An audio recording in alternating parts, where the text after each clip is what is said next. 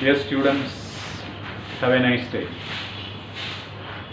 Today you are going to learn a new lesson, Tolerance by E.M. Foster.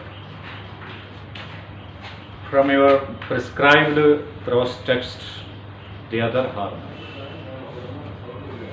E.M. Foster is the world-renowned, world-famous British novelist, essayist and biographer. He made a full of his intimate knowledge of India and her culture. In his writings like A Passage to India written in 1924. In his essays, he re-examined the traditional ideas about society and civilization. Many of his writings are devoted to liberty and tolerance. The present piece, Tolerance, is from his collection, Two Cheers for Democracy. It was perhaps his brief stay in the land of Buddha, that is the same old Ashoka Samrajya, including British India, Pakistan, Nepal, Bhutan, Burma, etc., that inspired Foster to write about tolerance, a quality so dear to Buddha.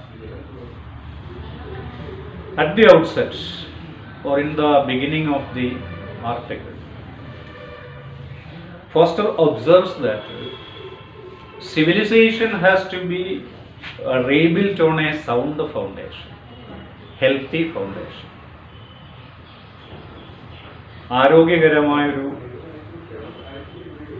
അടിത്തറയിൽ നിർമ്മിക്കപ്പെടേണ്ടതുണ്ട് Nagarik സംസ്കൃതികൾ.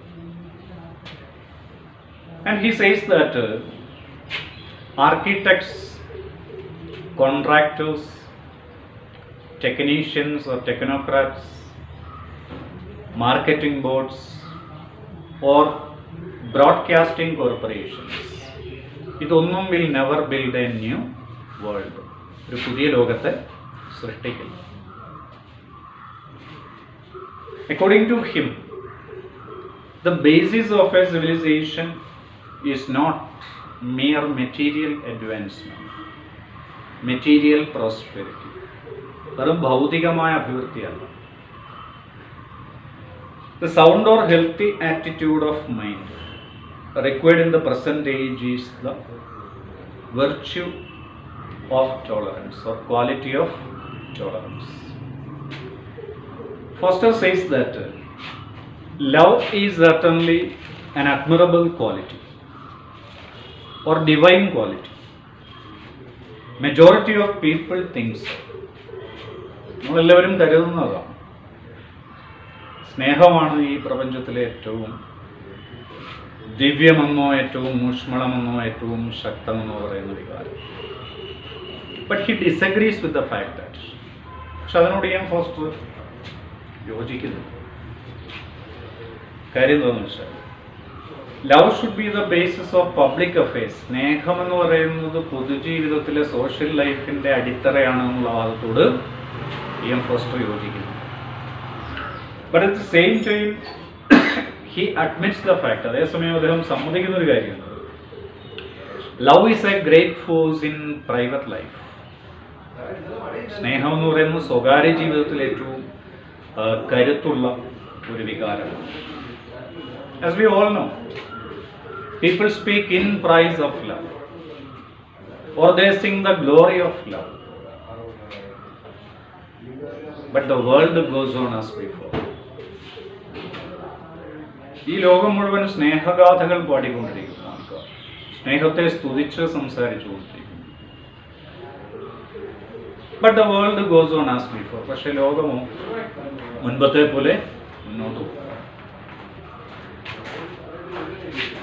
Love can never exercise a considerable impact in our social life. Love can never exercise a considerable impact in our social life. The reason is that we cannot love strangers. അതിനൊറ്റ കാരണമേ ഉള്ളൂ. We cannot love strangers. ഒരിക്കലും നമുക്ക് അപരിചിതരെ സ്നേഹിക്കാൻ ആവില്ല.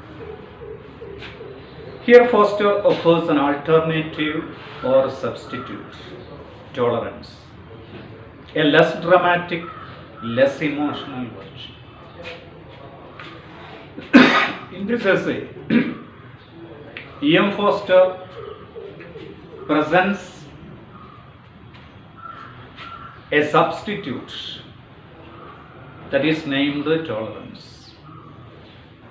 And he says that tolerance is a less dramatic, less emotional version. അത്ര നാടകീയമല്ലാത്ത, അത്ര വൈകാരികമല്ലാത്ത, അതിനാടകീയതയോ അതിവൈകാരികതയോ ഇല്ലാത്ത ഒരു മാനുഷിക വികാരമാണ് ടോളറൻസ്, സഹിഷ്ണുത. People can live in peace and unity only if they have tolerance towards one another. പരസ്പരം സഹിഷ്ണുതയുണ്ടെങ്കിൽ അവർക്ക് സ്നേഹത്തിലും സമാധാനത്തിലും ജീവിക്കാൻ കഴിയും. എന്നിട്ടും no one has written an ode to tolerance or raised a statue to tolerance. ഇന്നോളം സഹിഷ്ണുതയ്ക്കായ ഒരു സ്മാരകം ഉയർത്തപ്പെട്ടിട്ടില്ല. ലോകത്തിൻ്റെ ചരിത്രത്തിൽ സ്നേഹസ്മാരകങ്ങളാവോളം ഉണ്ടായിരുന്നു, എന്നാൽ സഹിഷ്ണുതയ്ക്ക് ഒരു സ്മാരകം ഉയർത്തപ്പെട്ടിട്ടില്ല. Or no one has written an ode to tolerance.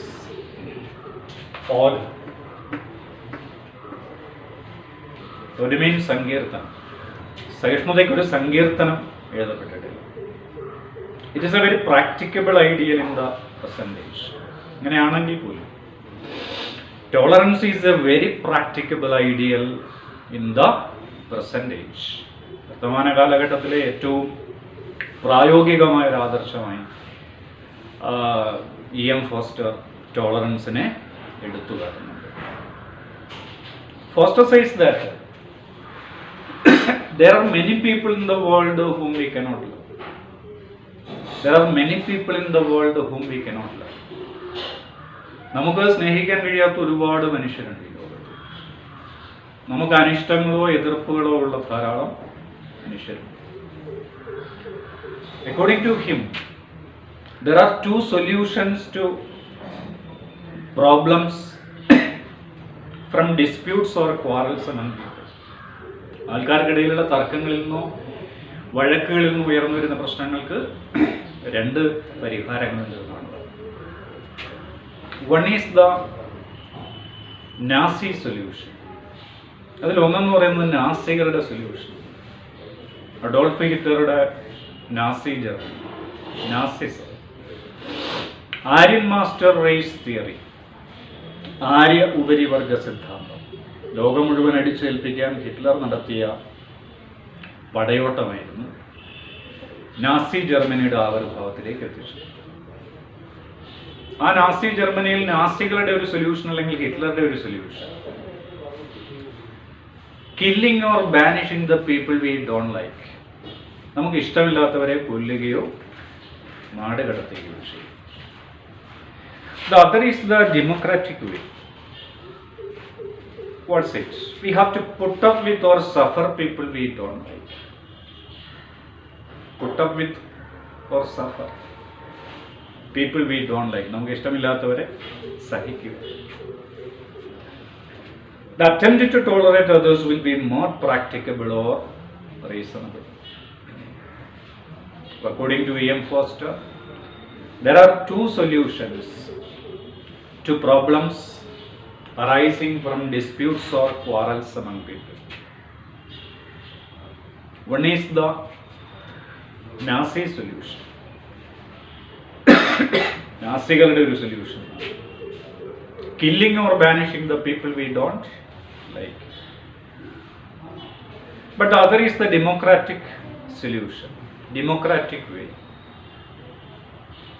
Put up with or suffer the people we don't like.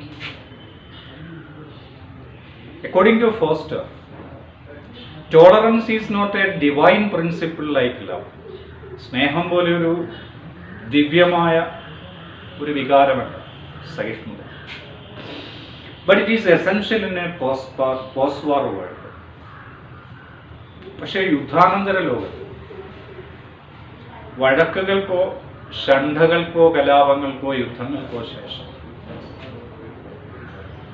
when the establishment of peace comes, സമാധാനം പുനഃസ്ഥാപിക്കപ്പെടുകയും പിന്നീട് അവിടെ സഹിഷ്ണുതയ്ക്ക് സ്ഥാനമുണ്ട്. If you don't like people, you don't have to love them. You just tolerate them. നിങ്ങൾക്ക് ആൾക്കാരെ ഇഷ്ടമല്ല എന്നുണ്ടെങ്കിൽ നിങ്ങൾ അവരെ സ്നേഹിക്കേണ്ടതില്ല. You have to tolerate them. Tolerance is needed when we have to deal with the people in the street, in the office, or at the factory, or anywhere around. സഹിഷ്ണുത എന്ന് പറയുന്നത് നമ്മുടെ നിത്യജീവിതത്തിൽ, ദൈനംദിന ജീവിതത്തിൽ സൂക്ഷിക്കുകയോ അനുഷ്ഠിക്കുകയോ ചെയ്യേണ്ട ഒന്ന് തന്നെയാണെന്ന് ഫോസ്റ്റർ പറയുന്നു. അതൊരു തെരുവിലാണെങ്കിൽ, തൊഴിലിടങ്ങളിലാണെങ്കിൽ, നമ്മുടെ ചുറ്റുവട്ടങ്ങളിൽ നമ്മൾ മറ്റുള്ളവർക്കൊപ്പമായിരിക്കുന്നത് എവിടെയൊക്കെയാണ്, അവിടെയൊക്കെ ടോളറൻസ് ഈസ് നീഡഡ്. ടോളറൻസ് ആവശ്യമായിട്ടുണ്ട്. And Foster says that many eminent scholars and thinkers, നിരവധി പണ്ഡിതരും ചിന്തകരും ഒക്കെ തന്നെ have advocated the policy of tolerance. Tolerance എന്ന് പറയുന്ന പോളിസിക്ക് വേണ്ടി സംസാരിച്ചിട്ടുണ്ട്. Foster concludes his essay by saying that tolerance is not the same as weakness. Tolerance എന്ന് പറയുന്ന ഈ essay ഫോസ്റ്റർ കൺക്ലൂഡ് ചെയ്യുന്നു വളരെ പ്രധാനപ്പെട്ട ഒരു കാര്യം പറഞ്ഞു. Tolerance is not the same as weakness. സഹിഷ്ണുത എന്ന് പറയുന്നത് ദൗർബല്യമല്ല. Putting up with the people does not mean giving in to them. Give in means surrender. Putting up with people does not mean giving in to them. Putting up with people does not mean surrendering to them. നമ്മൾ ആൾക്കാരെ സഹിക്കുക എന്നാൽ അതിൻ്റെ അർത്ഥം അവർക്ക് കീഴടങ്ങുക എന്നല്ല. And Foster believes in the biblical statements. ഒരു Bible വാക്യത്തിൽ വിശ്വസിക്കും. That unless the Lord builds the house, they will labor in vain who build it. ദൈവം ഭവനം തീർക്കുന്നില്ല എങ്കിൽ അത് തീർക്കുന്നവരുടെ വേല പാഴ്വേലയാകുന്നു എന്നുള്ള ബൈബിൾ വാക്യത്തിൽ വിശ്വസിക്കുന്നു. സഹിഷ്ണുതയുടെ ഭവനം. When a new world is completed on the foundation of tolerance, love will enter. And he says that all men should be guided by the principle of tolerance. And he concludes the article that all men should be guided by the principle of tolerance. സഹിഷ്ണുത എന്ന് പറയുന്ന തത്വത്താൽ, വിശ്വാസ പ്രമാണത്താൽ, ആദർശ പ്രമാണത്താൽ എല്ലാവരും നയിക്കപ്പെടുക തന്നെ വേണം എന്ന് M foster conclude ചെയ്യുന്നു. And the lesson here is over. And the extract of the lesson ആണ് നിങ്ങൾ കേട്ടത്. And the notes will be given later. Okay then, thank you.